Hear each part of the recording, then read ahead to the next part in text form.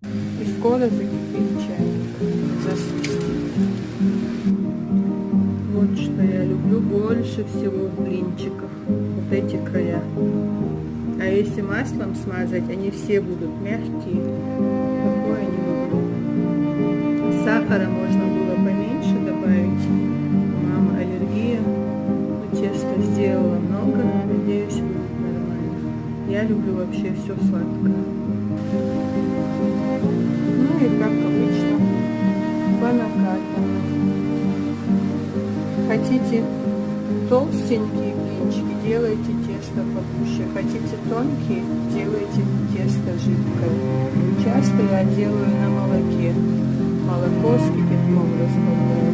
По-любому получается вкусно. Я не выдержала, попробовала хрустящий край.